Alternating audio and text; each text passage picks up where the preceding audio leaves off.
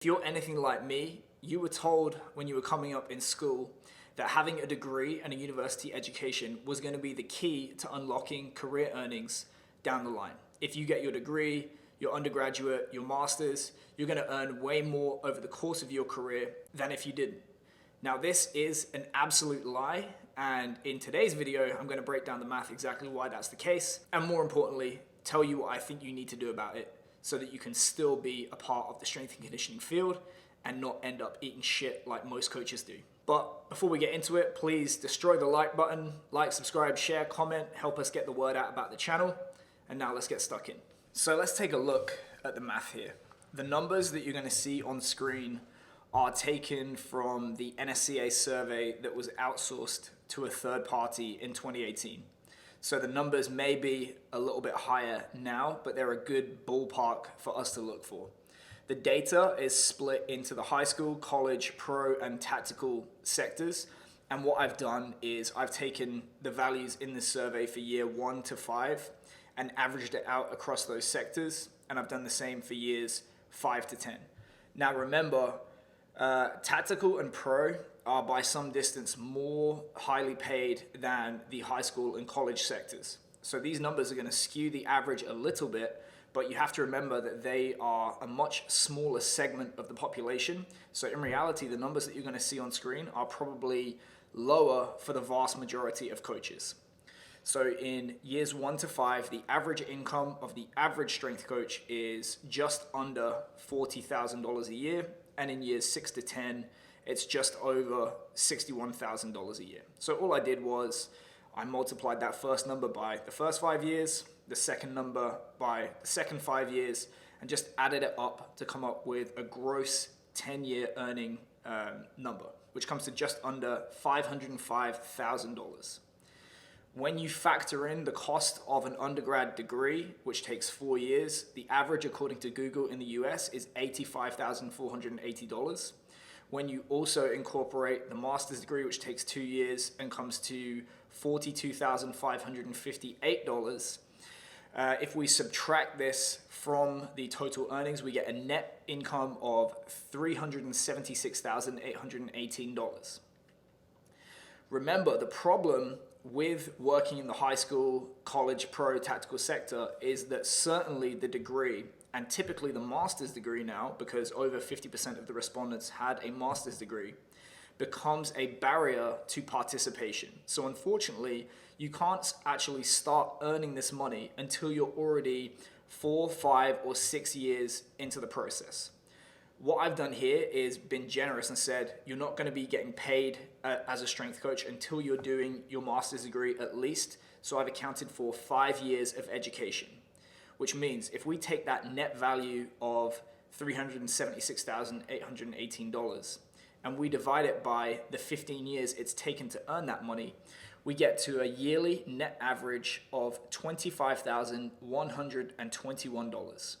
And for context, the minimum wage in the US, the federal minimum, works out to about 22 grand a year. There's obviously no barrier to participation. You don't have to take out student loans. And remember that the figures that you're seeing on screen do not account for interest with regard to the paying for the education. And it also doesn't account for the fact that this is the average number, which means that 50% of the population is going to earn less than this. Whereas the federal minimum wage is the absolute minimum that anyone working 40 hours a week can earn in America. When you consider the total cost of the education, which comes out to $127,000, and we look at this relative to the $505-ish thousand earned over those 15 years, it's a return on investment of just under 3 to 1. So for every dollar that gets spent on education, the average strength coach is going to see 3 times that in their pockets over the course of those first 10 years. And obviously that number is going to continue to go up the longer and longer that the coach stays in the field. If we now contrast these numbers to garden variety personal trainer, I looked at a few different surveys of entry-level earnings for personal trainers, and a reasonable ballpark number that I came up with was about $43,000 a year. If we assume 20 client hours per week 48 weeks a year, that works out to about $45 an hour, which most people would agree is a fair priced charge for a personal trainer. There are many, many individuals working in high-end markets in the private sector that might charge 10 times or more this number per hour. In terms of earnings growth, what I've factored in is a 10% increase in income per year for 10 years. So that may be higher prices per hour. It may be more clients trained per hour, so small group sessions and so on. It may be that the coach is just better at marketing themselves and their diary fills up. Personally, for me, when I was a personal trainer, I found that 20 contact hours per week was pretty tough, but I've seen people do 30 and 40 plus when I was working in Sydney, but these were 45-minute sessions, although they were still being charged as an hour. So what we see is that over the course of these 10 years, it comes out to just under $700,000 for the 10-year period. The NASM price to become a personal trainer is $1,800, and it takes about 12 weeks to do. That is the only barrier to entry that would theoretically stop somebody from calling themselves a personal trainer and working in the private sector. So we come up with a net of just under $695,000 for a yearly net average of $69,429. When we look at the cost of what it's going to cost you to become a personal trainer in the private sector versus how much money you're going to earn over those 10 years, it works out to 385 to 1. So for every dollar that you spend on education, you're going to get just under $400 back. And remember, when you take that course, it takes 12 weeks, you're able to immediately start earning.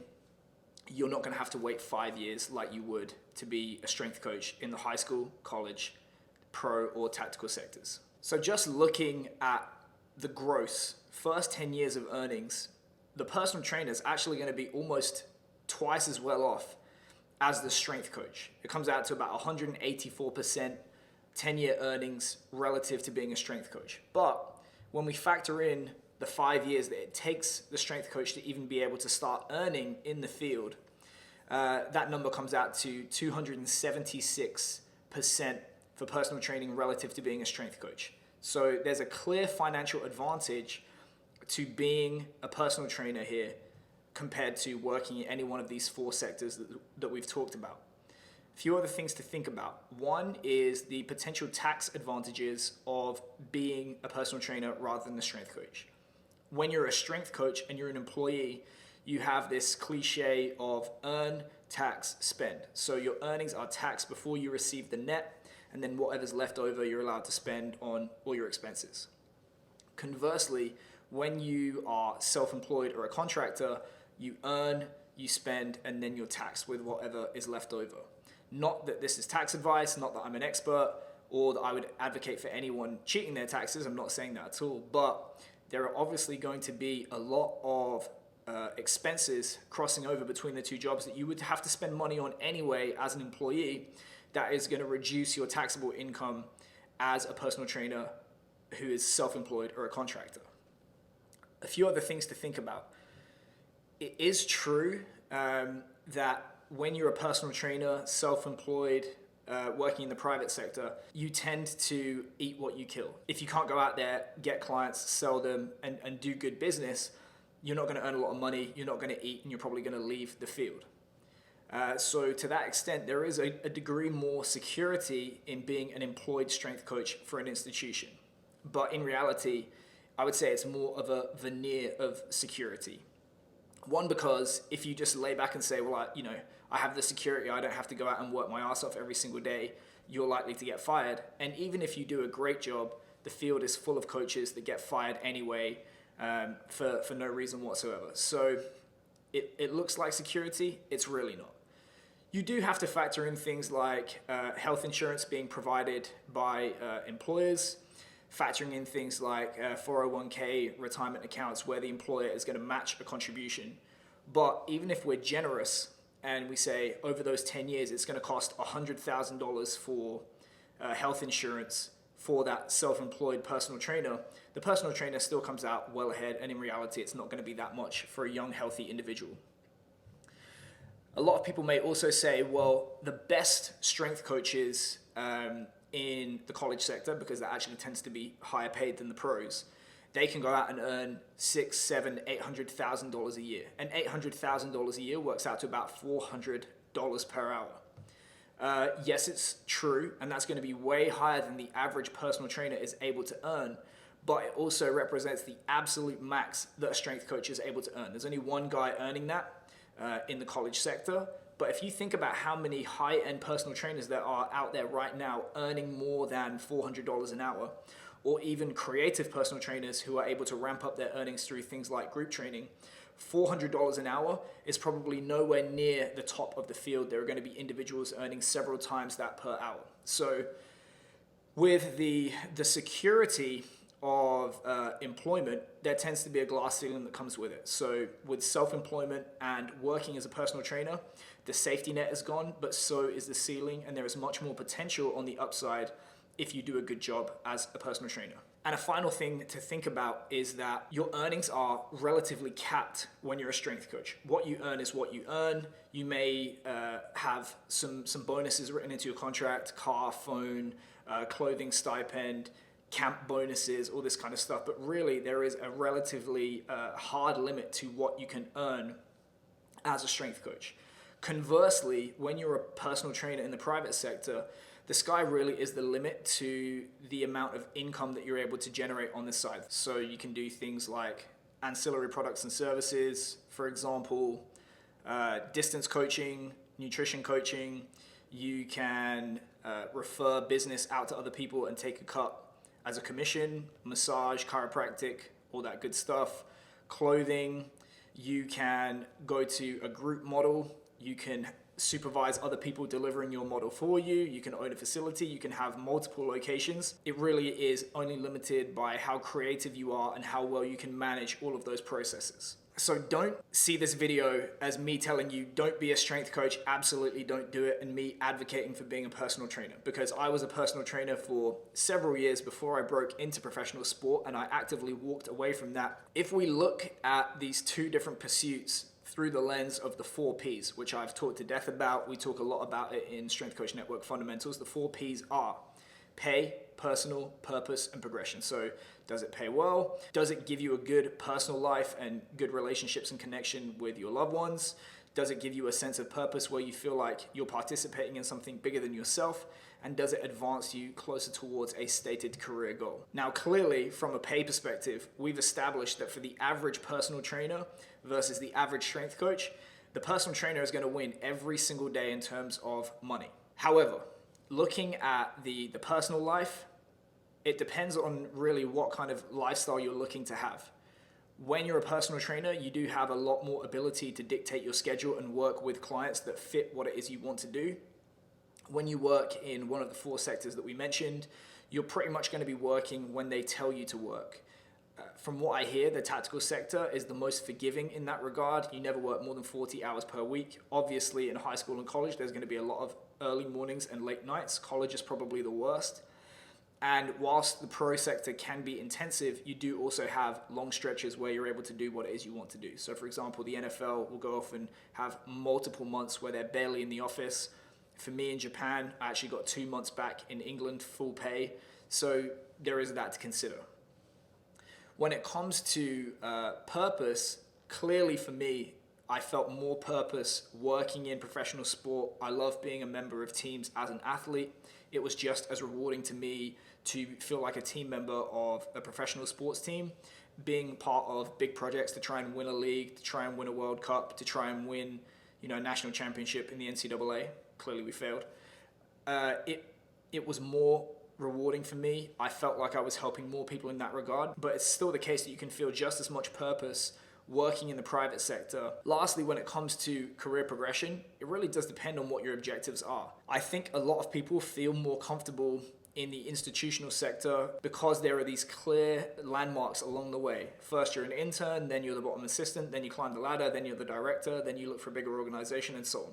The problems arise when you start checking off these career goals and then you start to ask yourself, well, what's next? But obviously it takes 10, 15, 20 years to get to that point, and in the meantime you can absolutely check off a box for career progression. So clearly for me, being a strength coach in the institutional sector won over the private sector. I felt that on balance, the pay, personal purpose, and progression was more rewarding, was more valuable to me in that sector than working as a personal trainer.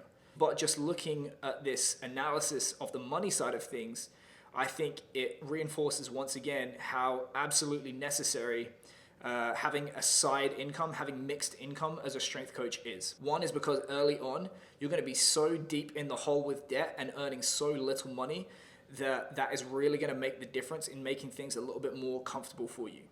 The second is that once you start to get to the point of having those higher paid jobs, climbing the ladder, higher profile, you actually become more likely to be fired first when things start to get difficult. So for those reasons of security and wanting to have some continuity in terms of your income, it still makes sense when you're an intermediate and high level strength coach to have a regular source of side income.